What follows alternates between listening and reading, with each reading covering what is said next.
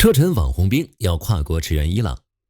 伊朗官方媒体 Press TV 报道，车臣兵公开表示，如果美国对伊朗发动地面进攻，他们将部署到伊朗境内。着实有点搞笑了，还出兵伊朗。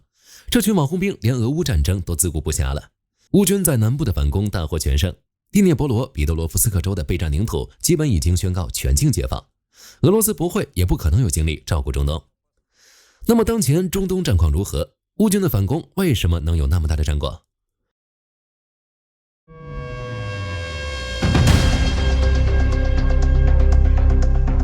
车臣兵的这番豪言壮语明显就是说着玩的，什么美军敢地面进攻伊朗，他们就敢上。外界听完基本也就是笑笑，根本没人信。这帮人在短视频平台上挺活跃的，不是秀肌肉就是对着树林子和空气疯狂扫射，但在实际的硬仗里根本见不到他们的人影，连为俄罗斯而战都做不到，更别说为伊朗而战了。这一次也就是拍个短视频蹭蹭热度，不过伊朗媒体不管， Press TV 直接把这事儿捅出来了。美国动手后，火力军看车臣兵会怎么选？是选择丢人还是丢命？说实在的，2023年以哈战争刚开打那会儿，也门胡塞武装也吹过这种牛，说要靠两条腿走着去加沙支援哈马斯。结果呢，哈马斯的哈尼亚、辛瓦尔等好几任领导人骨灰都凉透了，胡塞武装的兄弟们还没走到加沙呢。比起在网上吹牛，乌俄战场的真实情况可就惨烈多了，乌军的战果有点大。2月底到3月初，俄军每天的伤亡降到了850到950人左右，低于平时的1000人。但不是俄军突然变聪明了，而是乌克兰通过中程打击把俄军后勤给端了，导致俄军很难组织起像样的进攻。便到3月下旬，俄军终于凑够了人头和装备，开始搞起了大型装甲纵队冲锋。不冲不知道，战力是真拉垮。3月18日，乌克兰总参谋部放出数据，俄军一天伤亡就高达1720人，直接创下2026年以来的最高纪录，也是过去整整12个月里的最惨一天。紧接着3月19日死伤1520人，3月20日又报销了1610人，短短3天时间，俄军就损失了将近5000人。俄罗斯一个月撑死也就招募3.5万名新兵，这3天就把1星期的 KPI 全给送走了。到了3月24日，这波攻势的总伤亡已经逼近9000人。乌克兰这边打得相当奔放，比如第3突击旅面对俄军出动的500多名步兵、28辆装甲车，还有上百辆摩托车和全地形车组成的车队，直接迎头痛击。俄军连交战线都没摸到，一天之内就被扬了405人，84辆摩托、11辆装甲车、3辆坦克全程废铁，连 TOS 重型喷火系统以及160多架无人机也被干碎了。这1个半月里，俄军积蓄实力送人头，乌军则在狂修防御工事。斯巴达旅、第93旅等老牌劲旅疯狂输出，硬生生把10几个轴线的俄军突击纵队给挡了回去。不仅没让俄军拿到1寸实质性土地，乌军反手还把库皮扬斯克给彻底清理干净了，宣告该地完全免受俄军控制。不仅如此，乌克兰在南部的推进更是捷报不断。武装部队总司令希尔斯基表示，乌军已经重新控制了近470平方公里的领土，干掉了超过 1.1万名俄罗斯人员。第聂伯罗彼得罗夫斯克州的备战领土基本已经宣告全境解放，火力军只能说干得漂亮。前线吃紧就算了，俄罗斯的大后方也没消停，乌克兰无人机盯准了俄罗斯的能源设施，俄罗斯石油出口已经崩溃了。3月31日，波罗的海的乌斯季卢加油港又被炸了，这已经是短短1周内的第4次了。25号、27号、29号、31号，每2天一次，主打一个准时打卡。乌斯季卢加港算是克里姆林宫的战略性设施，每天要处理约70万桶石油和航空燃油。它和旁边的普里莫尔斯克港加起来，包揽了俄罗斯石油出口总额的 40%。最近中东那边乱成一锅粥，全球能源价格狂飙，印度市场的乌拉尔原油每桶都突破120美元了，俄罗斯可以趁机狂捞一笔。事实上，普京也是这样做的，创下了25亿美元的周收入纪录。被乌克兰无人机起点输出后，主罐起火，装载作业直接停摆，波罗的海的港口流量瞬间暴跌到原来的1/3，创下了全面开战以来的最低点。这些奇迹直接让莫斯科少赚了超过10亿美元，出口收益从24.5亿直接跌到了14.4亿美元。眼看着油价飙升却卖不出去，火力军隔着屏幕都能感觉到普京的心痛。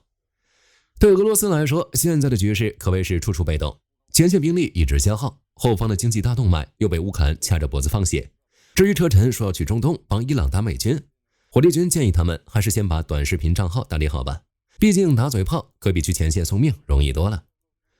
除了战场进展，欧盟也送来了新的大礼包，泽连斯基甚至被提名诺贝尔和平奖。3月29日，欧盟送来了一份超级大礼，正式批准了第50批队伍军事援助，总价值高达25亿欧元，15万发炮弹，200辆装甲车，还有50套防空系统，以及一堆反坦克武器。欧盟外交高官博雷利表示，这是欧盟历史上规模最大的一次单笔军援。目前援助物资已经起运，未来3个月就会分批送到。有意思的是，一直喜欢唱反调的欧尔班，这次在其他国家的施压下，最终没敢动用否决权。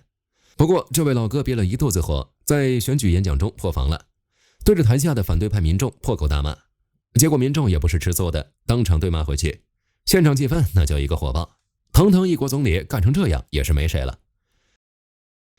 与此同时，美国前总统克林顿也站出来认领了一波责任，坦言布达佩斯备忘录让乌克兰变得极为脆弱。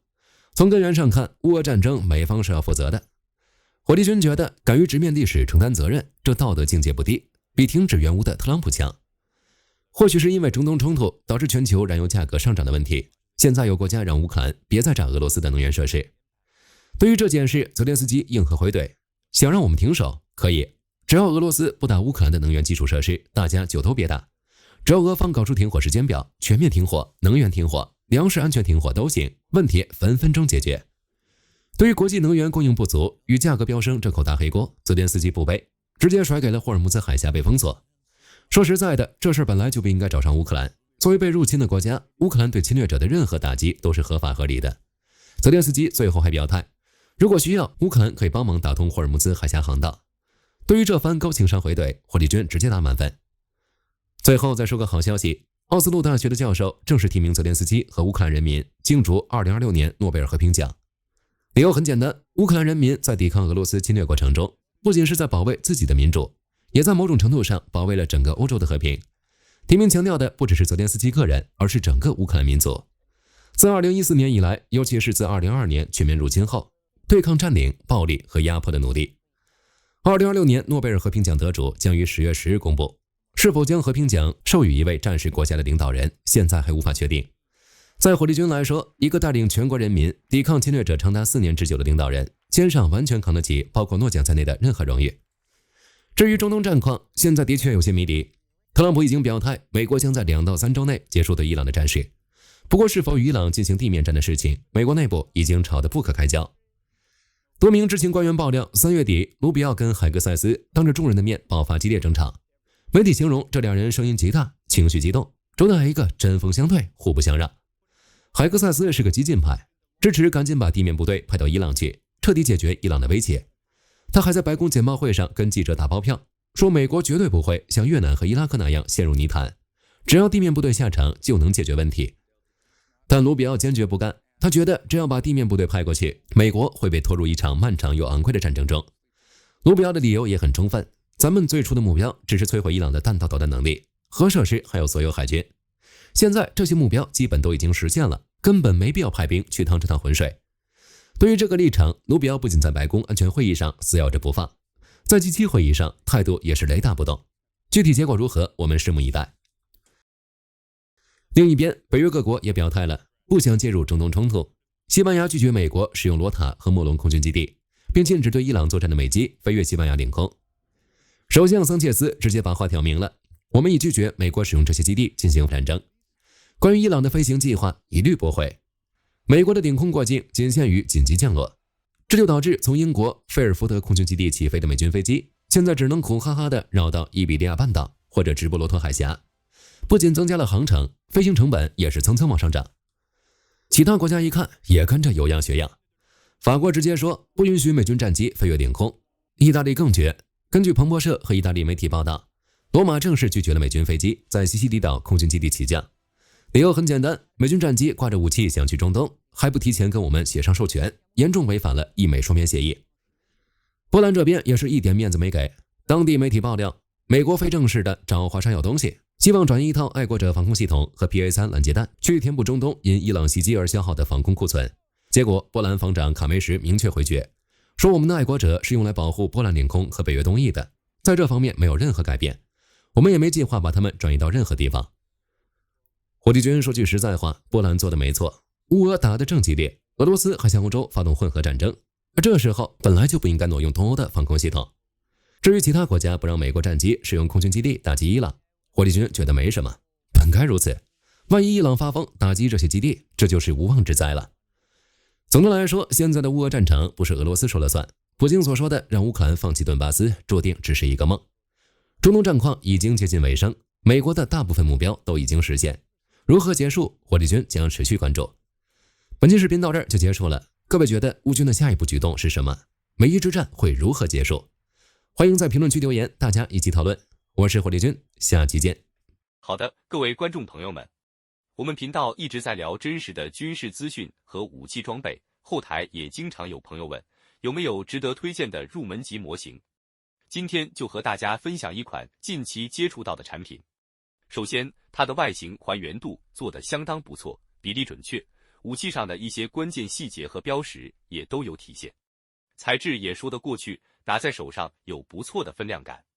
其次，它具备一定的可动性，对于理解基础操作原理有一定帮助，让它不仅是个静态摆件。